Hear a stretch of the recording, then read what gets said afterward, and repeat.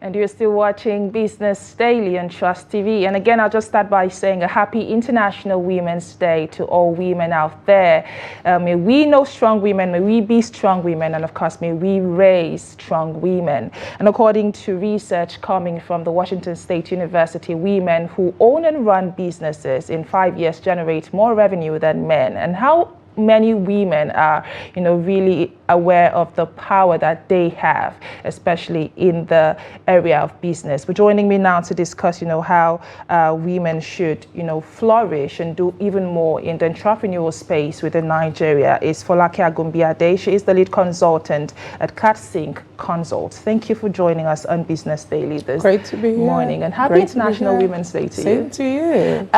The data I just reeled out, obviously, 10% more revenue from women-owned businesses compared to men. I personally didn't know that was, the case, but that just reminds me of how much or how powerful women are and how powerful we are as women. But let us hear from you. What are your thoughts on that? I'm not surprised by the data. By experience, women-owned businesses have been known to thrive over consistently time. Women are nurturers by design. So automatically, when a woman, sets her hand on the plow, the desires to succeed is huge. Because when you empower a woman, you are empowering a nation. You're empowering her children, you're empowering her siblings, you're empowering so many people around her. So most women put their best into ensuring that whatever they plant, they nurture until it reaches fulfillment, including business. So I'm not surprised. Let's bring it to the Nigerian space now.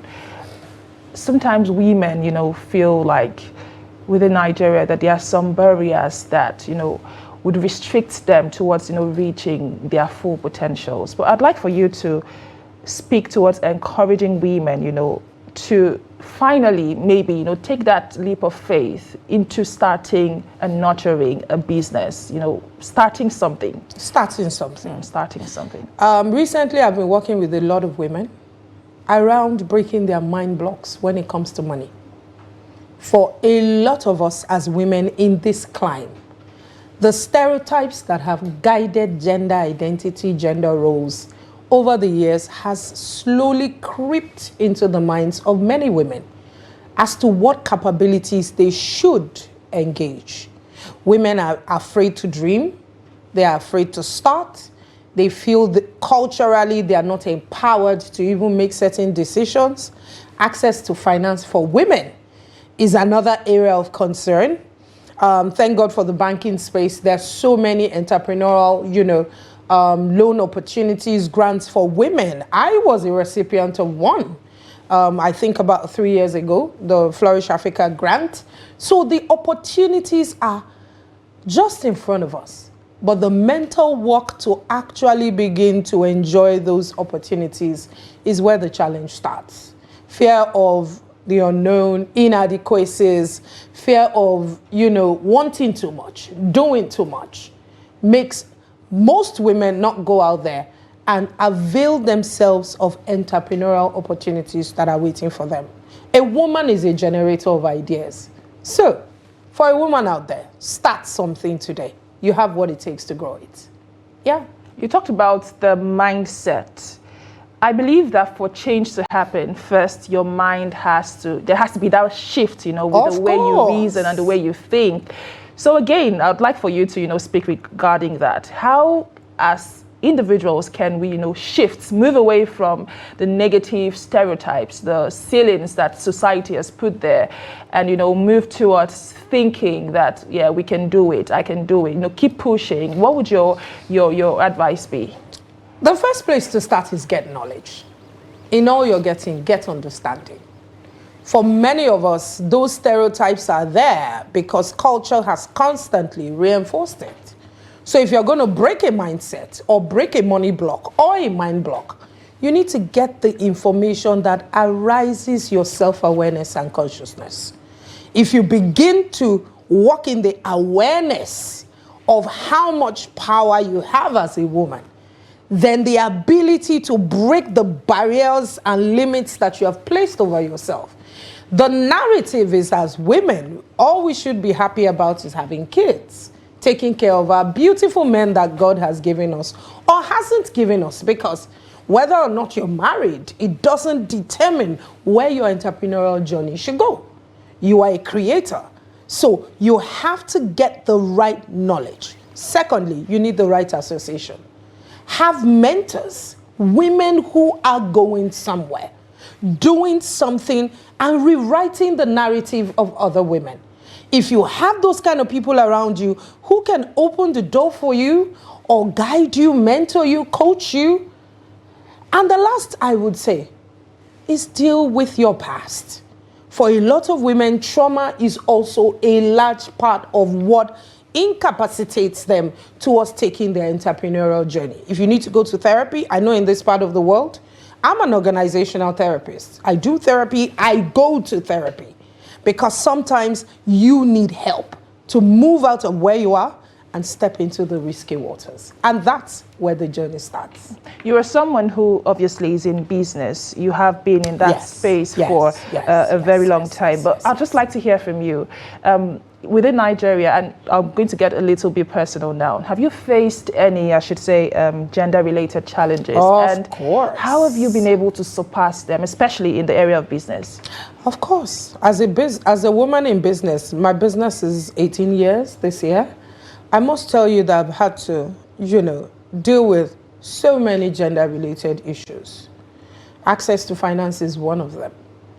You have, way back in the day when I was starting business, it wasn't easy for a woman to walk into a bank or walk into a microfinance bank or find funding as a woman. But over the years, slowly, the equity level is beginning to, open up enough for women to have specific packages that have been introduced for them. Also, I would tell you that as a woman-owned businesses, when you are bidding for jobs or getting opportunities, there are stereotypes that are, associated with women that they're difficult to deal with. That sometimes they're going to need to take time off projects to deal with family. That unconsciously people pitch it to you in conversations. Now, your job as a woman is to let them know that you can do all things. A woman has the ability to multitask, do family, and still get their tasks and jobs done. So I've had to face that, and here we are. We're moving. Okay, now how can we, leverage this day, the International Women's Day? I mean, you and I are playing our own little part, but for those watching and are wondering, how can I raise awareness and support women-owned businesses on a day such as now? What would your advice be to those set of people? Fantastic. We're all on social media. The voice of social media is a very powerful tool if we're using it in the right direction. So if you're watching us right now and you're yet to, put out a woman-owned business as a he for she, maybe you're a male and you're celebrating the women in your life, it's time to put up a post for them. Shine the spotlight on them. Encourage a woman today. If you have the opportunity to give a grant to a few women around you, shine the light, and other women as well. Make sure that you're mentoring other female-owned businesses. Give back to your role. I'm glad you mentioned men, because in all of this, men have a role to play as well. And some of these roadblocks, consciously, unconsciously, are, put in place by men. But I'd just like to hear from you. What roles can men play, active roles, towards removing these roadblocks in quote? They have a lot to play.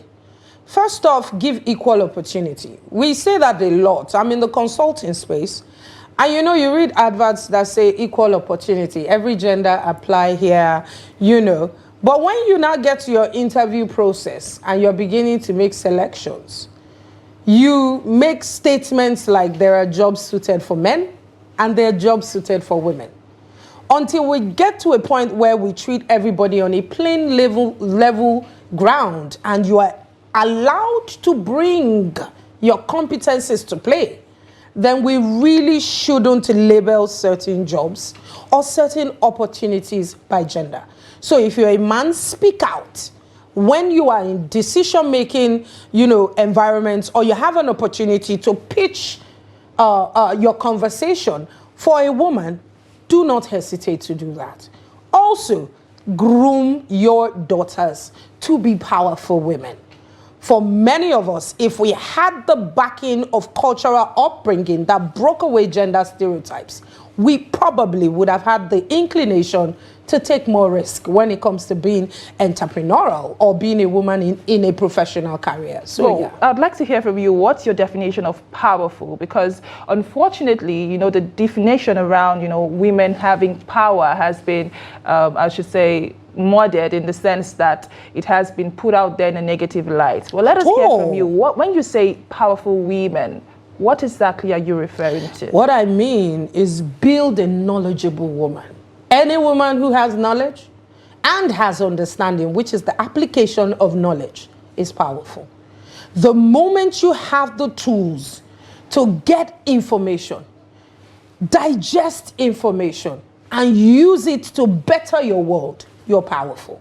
If you can recreate a space, if you can change lives, you can modify behavior, then you are powerful.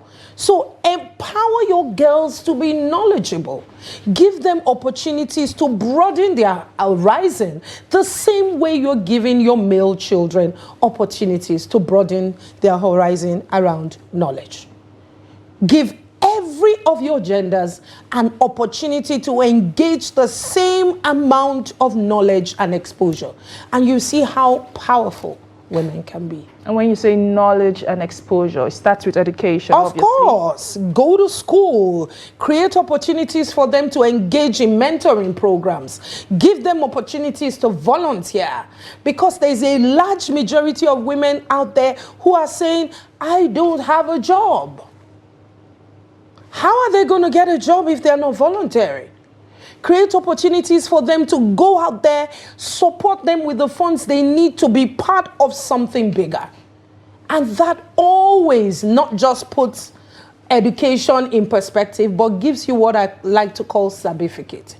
Knowledge that is practical and usable in the 21st century. Certificate. That's an interesting one there. That's a very interesting one there. Okay, let's talk to the roles now that women-owned businesses can do. Of course, we've spoken to men. We've talked about how men should, give women equal, rights towards competing side-by-side men. But now women-owned businesses, that gives us a leverage, in my own opinion. But let's hear from you. What role should, women-owned businesses play in advancing, gender equality and, advancing, entrepreneurial spirit amongst women? Fantastic. By precedence, women are known to not really get along with each other. Unfortunately. Sadly so. However, our power is in the unity of what we bring to the table. We should create opportunities for women to grow in our businesses. I run a woman-owned business, and out of my team of 7, 4 of us are women. So empower other women. Give women who are knowledgeable opportunities to thrive in your business. Create mentoring schemes and coaching schemes to bring young women into, opportunities to learn. Like I always say, that's one of the things that in this part of Africa, we have not yet perfected. How do we coach? I'd like to take, a small breather from our guys in the north and how in the days when trading was a big entrepreneurial scheme, they would bring young boys to come and learn. And after a period of time, they would set them free and create their own businesses for them. As women, we should look forward to raising younger women.